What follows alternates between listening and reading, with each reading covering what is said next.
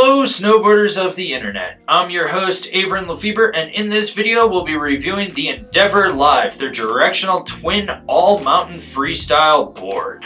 This board features good old original traditional camber, so from contact point to contact point you got that arc of traditional camber, which is going to give you load, pop, snap, and drive. Basically, if you don't know what traditional camber is, I'm sorry.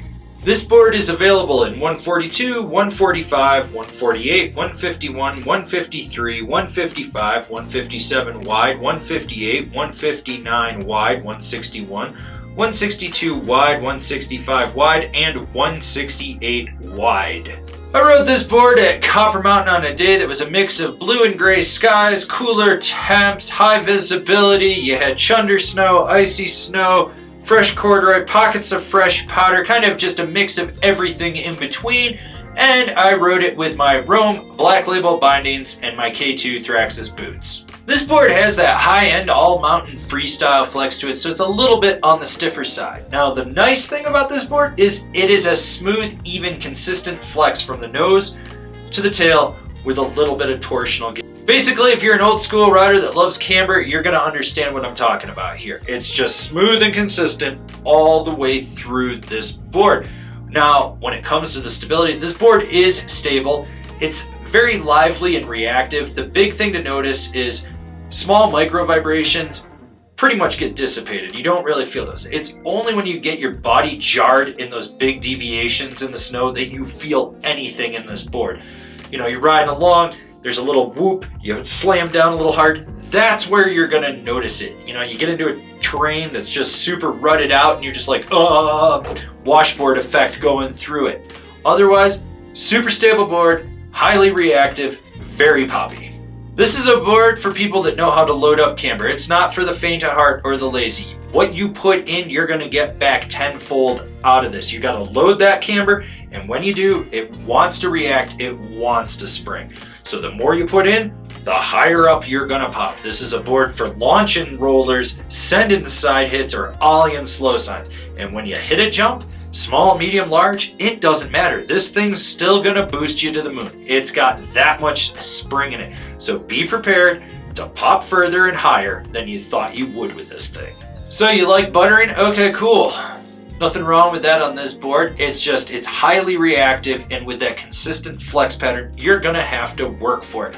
So be prepared to get your weight way out over the nose or the tail and really muscle it. A little bit more speed, it's gonna work for you. And the whole time, it's gonna fight you. It wants to spring and pop out of everything. It's probably gonna be hooky for any of you people that have never ridden traditional camber like this. So that's just a warning to all of you. Now, when it comes to jibbing, you want to sit on your tail when you do a tail press, or you want to have all your weight out over the nose when you do a nose press. And when you get sideways, this board is going to slightly hug the feature, but it's not going to clap out. You're almost balancing on it, but it will slightly hug that feature and allow you to slide through it. You're going to want to use more speed and more muscle than you think. But overall, if you know how to ride, you're not gonna have a bad time with this. This board is just very consistent on edge. You feel locked in, you know you're locked in, you're gonna be able to drive. It transitions smoothly from toe to heel and back and forth with ease. And when you really wanna rail it and you've really loaded the camber up, you can drive it from inside that front foot back through the tail and really get deep and aggressive and then slingshot out of the turns. You're gonna notice that spring out of the tail. Overall, you like ripping carves with this thing? Go for it. Short, tight, quick ones, long, hard, drawn out ones, deep Euro carves, it doesn't matter. It's going to get it done for you and you're not going to have any problem with it. So who's this board for? The old school directional twin camber rider that wants a board that is just consistent and reactive the whole way through. I like the way this board rode. It's highly reactive. It feels like a board from yesteryear with modern technology in it.